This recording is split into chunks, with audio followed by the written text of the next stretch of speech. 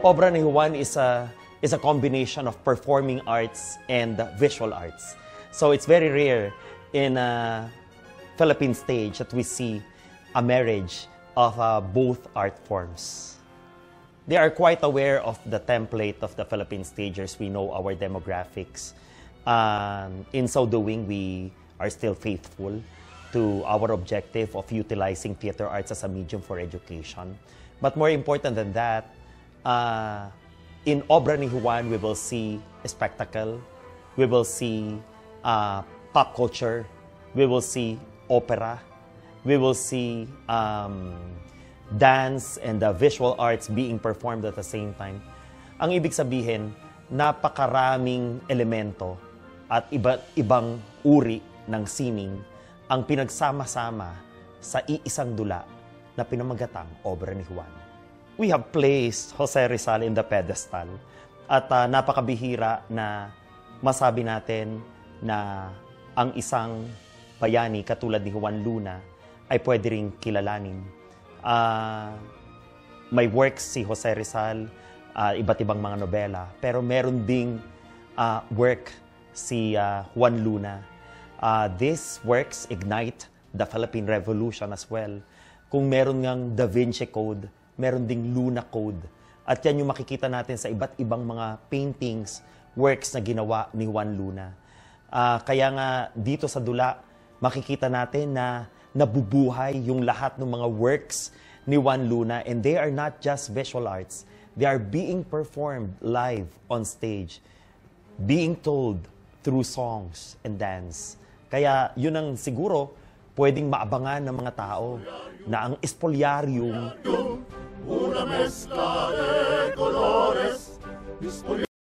life, ang Death of Cleopatra and the rest of Juan Luna's painting ay naging opera at naiisa entablado. Palagay ko wala pang nakagawa ng ganon.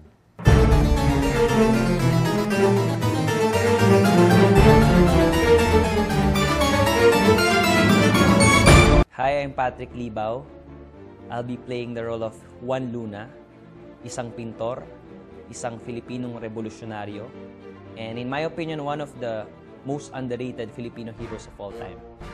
Ito po'y isang malaking hamon sapagkat kailangan ko pong mag-aral na umawit, mag-lose ng weight, and at the same time, pag-aralan ng buhay ni Juan Luna at ang kanyang mga obra. Hi, I'm Chin Ortega. Gaganap ako bilang alter ego ni Juan. Napakalaking challenge ito sa akin ngayon dahil ito ngayon ang big break ko siguro sa PSF. And what makes it even more challenging is that magiging alternate ako ni Direk Vince. Ako si John Ray Rivas, gaganap bilang si Jose Rizal o si Pepe dito sa dulang Obra ni Juan. Sa dulang ito, ipapakilala si Rizal bilang isa sa pinakamatalik na kaibigan ni Juan. And napakarami pong mga pelikula, mga dula na nagawa na at mga kung sino-sino pang mga gumanap bilang Rizal. At alam ko bilang isang aktor, maaari nila akong husgahan. Kaya nga napakapalad ko po dahil napakarami pong mga reference na mga librong nagawa niya na maaari kong basahin para makatulong sa akin. At lahat ng ito ay gagawin ko sa abot na aking makakaya. Hi, I'm Cindy Lipper, playing the role of Juan Luna's wife, Paz Parto de Tavera. Their love story, Juan Luna and Paz, is one of the most tragic love stories in Philippine history. Hi, I'm Vian Olmedo and I'm playing the role of Paz Pardo de Tavera, the wife of Juan Luna. First time ko magkaroon ng isang lead role sa isang musical play at maging alternate ni Miss Cindy Lipper. So kailangan ko ibigay ang best ko at pag-aralan mabuti ang role na gagampanan ko. It's JP Lopez and I'll be doing the role of Marcelo H. Del Pilar, ang dakilang propagandista.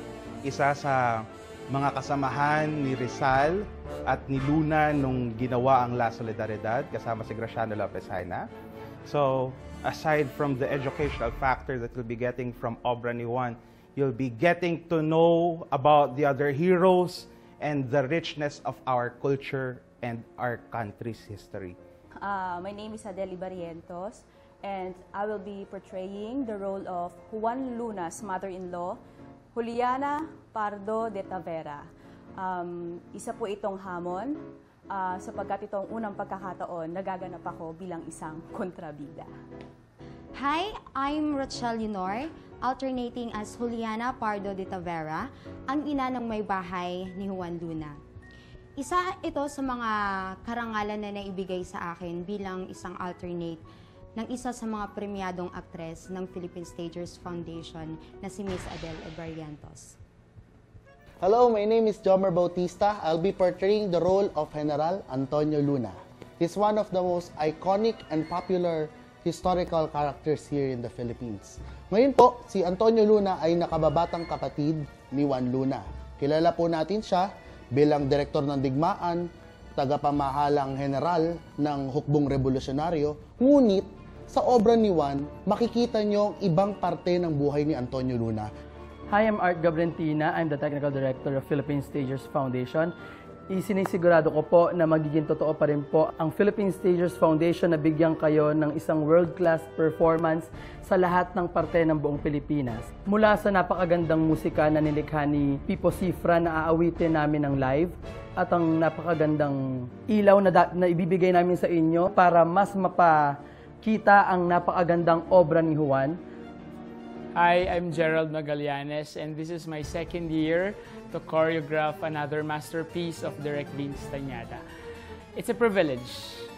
Pagdating sa choreography, wala namang specific requirements si Direk kung anong genre yung gagamitin. Pero this time, makikita nyo ang mixture of ethnic and Russian ballet, basic of Russian ballet, jazz, and contemporary. Hello, ako nga pala si Kenneth Sadsad at gaganapan ko ang karakter ni Trinidad Pardo de Tavera. Nasaksihan ni Trinidad ang isa sa mga pinakamalaking kaganapan sa buhay ni Juan Luna. At ito po ang ika-8 taon ko sa Philippine Stagers Foundation. Hello, I'm Rodsen Etolay. I'll be alternating for the role of Trinidad Pardo de Tavera. He was a Filipino physician, historian, and politician. He was also known for his writings about different aspects of Philippine culture. I am very much excited to portray this role kasi isa na namang bagong karakter ang mabibigyang buhay at malalagyan ng kulay ngayong taon. Hi, ako si Rospel Gonzales, nagaganap bilang Nelly Boosted sa Dulang Obra ni Juan. Ako ay isa sa mga dahilan kung bakit nagkaroon ng duelo si Rizal at si Antonio Luna.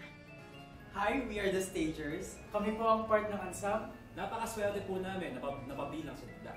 Kami po ay makikita niyo ang aawit, sasayaw at aarte. Iniimbitahan po namin kayong lahat. Ilocanos, umay kami ang pabuyadita para kay Nyayo. Panoorin po ang Obra ni Juan!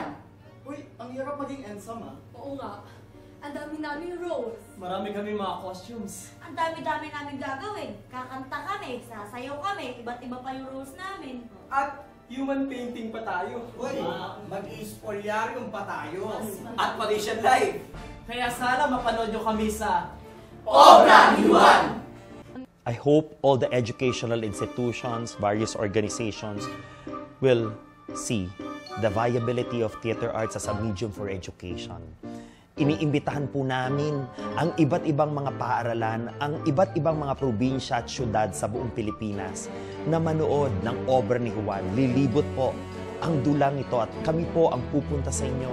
Panoorin niyo po kami with more than 50 cast members with a spectacular costume set design and with live music originally composed for this musical. Let us all watch. Iniimbitahan ko po kayo. Sabay-sabay natin. Please watch. Sama-sama nating panoorin. Malugod ko po kayong iniimbitahan. Iniimbitahan po namin ang lahat ng mag-aaral. Amigo namo dinha sa Visayas o Mindanao Region, giimbitahan ko. Mag-uban-uban ta sa pagtanaw. Natuklasin ang istoryang ipinipinta. Kaya't let's watch Obra ni Juan. To watch Obra ni Juan! Sa darating na Hulyo hanggang Marso sa susunod na taon, kita-kits po tayo. Tara, tweet tayo at ipatrend ang hashtag Obra ni Juan. See you! Ito po ang pinakamalaking dula ng Philippine Stagers Foundation, ang Obra ni Juan.